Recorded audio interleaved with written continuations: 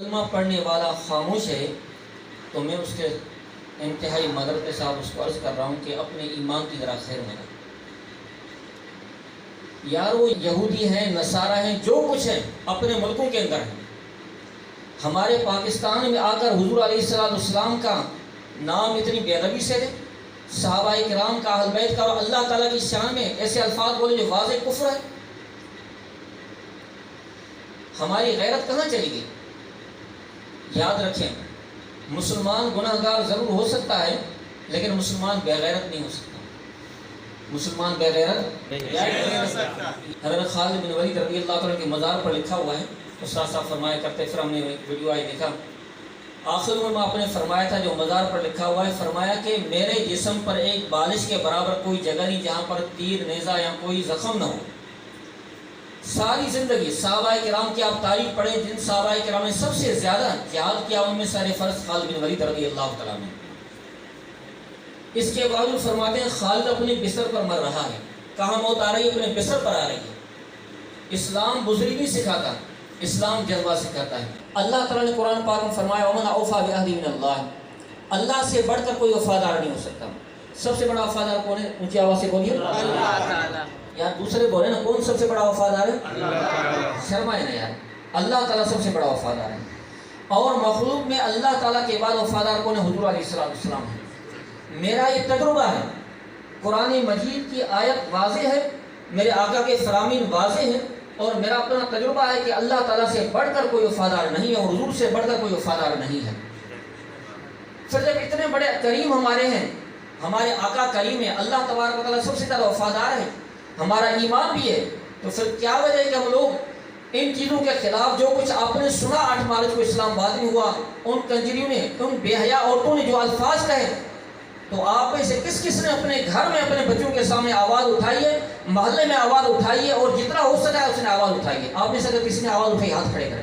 ہم کلمہ پڑھتے ہیں، ہم حضور علیہ السلام پر جان قربان کرنے کی بات کرتے ہیں۔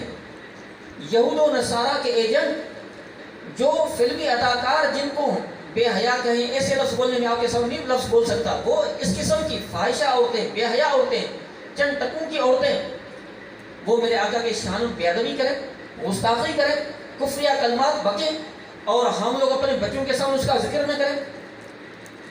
یہی وجہ ہے کہ ہمارے اندر سے دین دور ہوتا جا رہا ہے، ہم دین سے دور ہوتے جا رہے ہیں۔ اگر یہ صورتحال رہی، یاد رکھیں، تو آپ کے بچے آپ کو فاتحہ بھی نہیں پڑھیں گے۔ سن لیں یہ بات، ہم سب مسلمان ہیں، اگر آپ نے اپنے بچوں کو اتنا بھی دین نہ سکھایا، اتنی غیرت نہ سکھائی، تو جو شخص اللہ سے وفادار نہیں، اپنے باپ سے وفادار نہ ہوگا، جو اللہ کے رسول کے ساتھ وفادار نہیں، اپنی ماں کے ساتھ وفادار نہ ہوگا۔ پتھر پر لکیر ہے، سن لو مسلمانوں، کم از کم اتنی تو غیرت آنی چاہیے۔ اپنے گھر کے اندر، محلے کے اندر، اپنے علاقے میں، انٹرنیٹ پر جتنا آپ کر سکتے ہیں، ان بے حیاؤں کے خلاف بات کریں، آواز اٹھائیں۔ جن لوگوں نے یہ حرکت کی ہے ان کے خلاف تو آواز اٹھائیں۔ یہ ایک حقیقت ہے کہ اس حکومت میں اتنی بڑی برائیاں ہو رہی، اس سے پہلے کبھی نہیں ہوئی تھی۔ اللہ تبارک و تعالیٰ نے جب قرآن مجید میں واضح فرما دیا کہ سب سے بڑا وفادار اللہ تعالیٰ ہے، تو ہمیں اب اپنی وفاداری کا ثبوت دینا ہوگا۔ ایک تو عمل کے ساتھ، دوسرا زبان کے ساتھ، قلم کے ساتھ، جس طرح ہو سکتا ہے۔ یاد رکھو، اگر آپ نے اپنی اولاد کو یہ سبق نہ سکھایا تو آپ کی اولاد سب سے پہلے آپ کا گریبان پکڑے گی اور آپ کے مرنے کے بعد جائیداد پر لڑے گی۔ بے شک ان کی ماں بیٹھی ہوئی ہوگی لیکن ماں کے موجودگی میں لڑے گی۔ کیوں؟ اس لیے کہ اسلام نے غیرت کا سبق دیا، اسلام نے ہمیں سکھایا ماں باپ کے سامنے اف نہ کرو۔ جب آپ نے اولاد کو اسلام نہ سکھایا تو آپ کے مرنے کے بعد اولاد دنیا پر مرے گی، باپ بھی ساری زندگی دنیا کماتا ہے۔ لیکن اگر اولاد کو اسلام سکھاؤ گے تو اسلام سب سے پہلے اللہ تبارک و تعالیٰ کی محبت کا درس دیتا ہے۔ سب سے پہلے کس کی محبت؟ زور سے بولے یار، اللہ تعالیٰ کی محبت۔ پھر اللہ تعالیٰ کے بعد کس کی محبت؟ حضور علیہ السلام کی محبت، اور حضور کے بعد صحابہ کرام اہل بیت دونوں کی برابر محبت۔ میں نعت خوان حضرات سے گزارش کرتا ہوں محبت کے ساتھ، ادب کے ساتھ، کہ جب بھی آل رسول کی بات کرو صحابہ رسول کی بات کیا کرو۔ یہ ایمان کی دونوں شاخیں ہیں، یہ قطعاً ممکن نہیں ہے کہ کسی کے دل میں آل نبی کی محبت اور اہل بیت اور صحابہ کرام کا بغض ہو، یہ ممکن نہیں ہے۔ کیا آپ کے علم میں نہیں ہے کہ قرآن مجید کی بعض آیت کے مطابق ابو لہب کی تعظیم کرنا حرام ہے کیونکہ قطعی کافر ہے، ابو جہل کی تعظیم کرنا حرام ہے حالانکہ حضور کے کزن اور چچا ہیں، اور ادھر صحیح احادیث کے مطابق سلمان فارسی، بلال حبشی، صہیب رومی، ان کی تعلیم ہم پر فرض ہے۔ کیوں؟ کس وجہ سے؟ اسلام کی وجہ سے۔ تو اسلام وابستہ ہے اسلام کے بانی ہمارے پیارے آقا محمد رسول اللہ صلی اللہ علیہ وسلم۔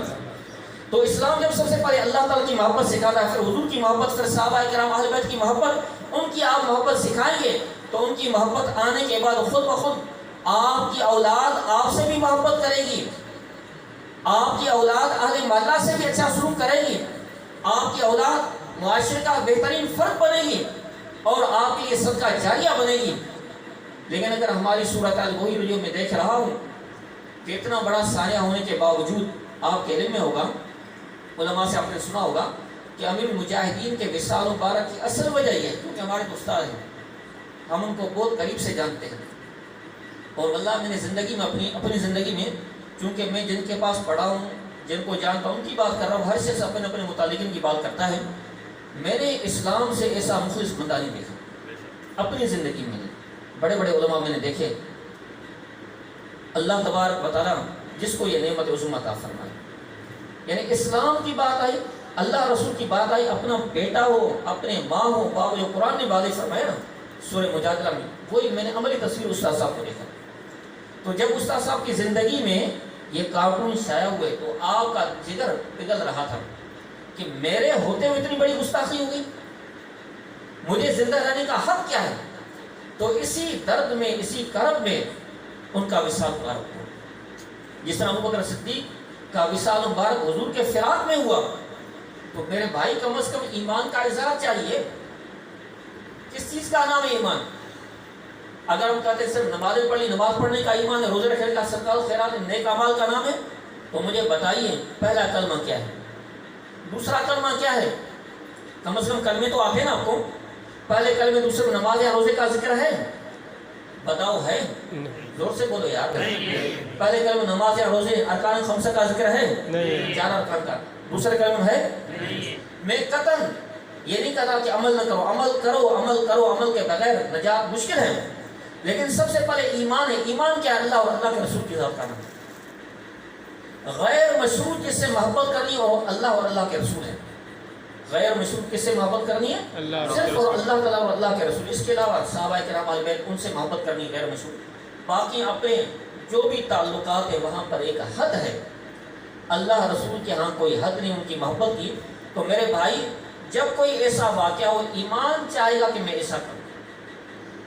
اگر ہم یہ ایک آسان مثال میں دروں نے ٹائم زیادہ لے لیا، آخری بات کہ اگر بلا مبالغہ جتنے ہم بیٹھے ہوئے کسی کے چہرے پر کوئی تھوکے یا تھپڑ لگائے، اسے غصہ آئے گا ہی نہیں آئے گا؟ آپ نے مشہور واقعہ سنا ہے حضرت علی رضی اللہ تعالیٰ عنہ کا کہ آپ کافر کے سینے پر چڑھ گئے، اسے قتل کرنے لگے، اس کافر نے آپ کے چہرے پر تھوک دیا، فوراً نیچے اترا، اسے زندہ چھوڑ دیا۔ وہ بڑا حیران، یہ کیا؟ کیونکہ اس نے کہا مر تو ویسے ہی رہا ہوں، کم از کم دل کی بھڑاس تو نکال لوں۔ کیا بھڑاس؟ چہرے پر تھوک دیا۔ آپ نیچے اترے کیوں؟ وہ بڑا حیران، یہ کیا؟